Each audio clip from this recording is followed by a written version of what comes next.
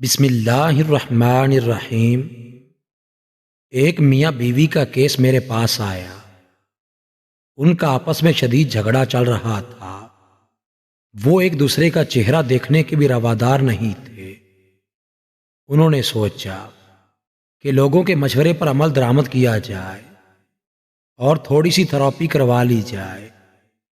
جب وہ دونوں میرے آفس میں داخل ہوئے تو میں نے دونوں کے چہرے پر سخت کشیدگی دیکھی۔ میں نے ان دونوں کو بیٹھنے کے لیے بولا۔ جب وہ بیٹھ گئے تو میں نے بولا کہ اب آپ بتائیں کہ آپ کو کیا مسئلہ ہے۔ تو وہ دونوں یکدم بولنا شروع ہو گئے اور ایک سانس میں ایک دوسرے پر تنقید کے پہاڑ ڈال دیے۔ دونوں اپنے موقف سے پیچھے ہٹنے کو تیار نہ تھے۔ میں نے ان دونوں کو اپنے دل کی بھڑاس نکالنے دی اور چپ کر کے ان کی لڑائی ختم ہونے کا انتظار کرنے لگا۔ جب دونوں بول بول کر تھک گئے تو میں نے انہیں بولا کہ اچھا، یہ تو لڑائی اور خامیوں والی کہانی ہو گئی، اب ایک دوسرے کی خوبیاں بیان کرو۔ تم دونوں کو ایک دوسرے میں کیا کیا باتیں پسند ہیں؟ دونوں بالکل خاموش ہو گئے۔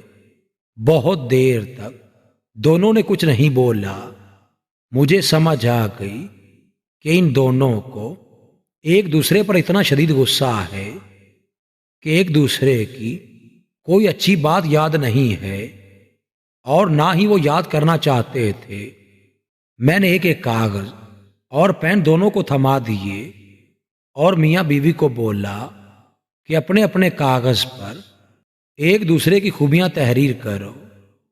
ایک دفعہ پھر بہت دیر دونوں نے کچھ بھی نہ لکھا اور غصہ ان کے چہروں پر عیاں تھا۔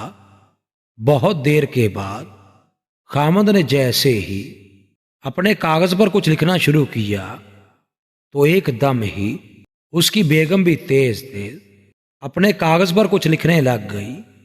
لگ رہا تھا کہ ابھی بھی دونوں مقابلے پر اپنا اپنا کاغذ بھرنے بیٹھ گئے تھے۔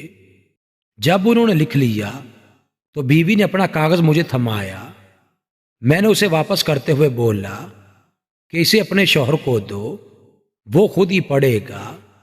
بیوی نے اسے دے دیا اور اس کا کاغذ لے لیا۔ دونوں نے پڑھنا شروع کیا اور تھوڑی دیر بعد بیوی کی آنکھوں سے آنسو جاری ہو گئے۔ وہ دونوں ایک دوسرے کی تعریفیں پڑھ کر بہت خوش ہوئے۔ کمرے کی فضا ایک دم تبدیل ہو گئی تھی۔ ایسے لگ رہا تھا جیسے ان دونوں کی کبھی لڑائی نہ ہوئی ہو۔ میرا فرض پورا ہو چکا تھا۔ وہ دونوں جیسے لڑتے بھڑتے اندر داخل ہوئے تھے ویسے ہنستے مسکراتے باہوں میں باہیں ڈالے کمرے سے نکل رہے تھے۔ ہر انسان بہت سی خوبیوں اور خامیوں کا مجموعہ ہوتا ہے۔ اگر ہم دوسروں کے عیب تلاش کرنے لگیں تو ان کی اور اپنی زندگی عذاب بنا لیتے ہیں، اور اگر ہم ہر ایک کی خوبیوں کو اپنی توجہ کا مرکز بنا لیں تو اپنی اور دوسروں کی زندگی آسان بنا دیتے ہیں۔